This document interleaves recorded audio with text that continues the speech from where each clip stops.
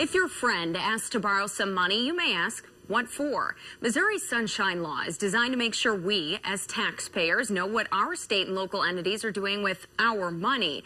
But is the law being followed and enforced? In this special report, I found your government may be shutting you out. They didn't want to turn these records over, so they were going to make it as burdensome as they possibly could on us. Daniel Coldy is the attorney for a group called Beagle Freedom Project. We're trying to identify lab animals that are being used in research that could be potentially adoptable. The group filed a records request with the University of Missouri asking for information about 179 cats and dogs it uses for research. The university responded asking for $82,000 in exchange for the information. I thought it had to be a mistake.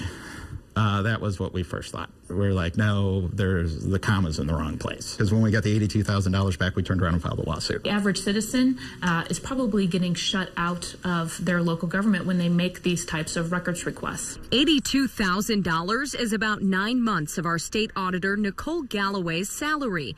It's her responsibility to act as watchdog, holding state and local agencies accountable, promoting transparency. That's my job, and I take it seriously.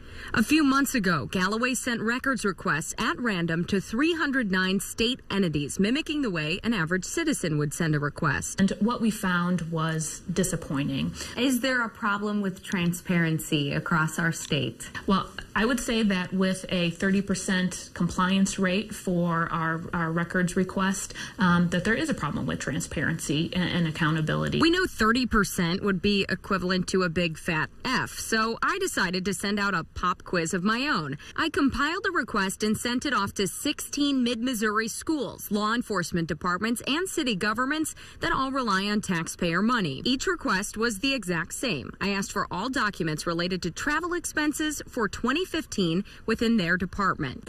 Under Sunshine Law, each request has to be acknowledged in 3 days. Each agency complied with this. The law also says the fees for a record can be waived if the information is in the public's interest. The law does say, though, that agencies can charge for research time as long as they use their lowest paid employee to get the job done. For my request, I got bills ranging anywhere from $0 to more than $7,000. That big bill was from Lincoln University, $429 from the Highway Patrol, $720 from the Cole County Commission. Hallsville Schools, City of Columbia, and Jefferson City, among a few others, sent the information over for no cost.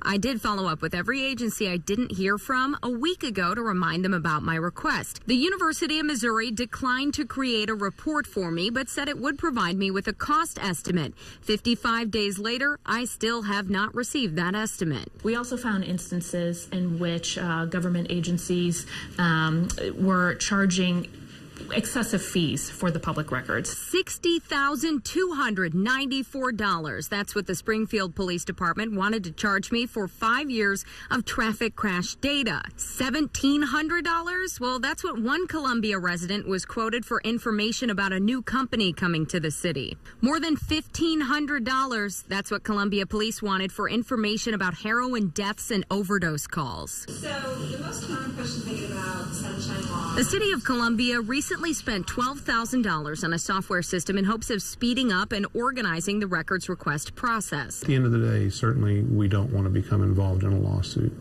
It's expensive, it's time-consuming, and quite frankly gives us a black eye. But Coldy says entities are getting off too easy for breaking the law. Just want to keep this all hush-hush because it's big business for them. Maybe they'll get a fine, and then ultimately they're not paying it anyway. It's the taxpayers that are paying it. The maximum fine for a Sunshine violation is $5,000, and that's what we saw in the Brandon Ellingson case. The Missouri State Highway Patrol was fined $5,000 for withholding records from Ellingson's death investigation. When these agencies are allowed to stonewall, then they can just keep everything hidden.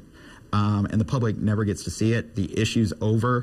I did reach out to the University of Missouri about Beagle Freedom Project's lawsuit. It says it doesn't comment on pending litigation.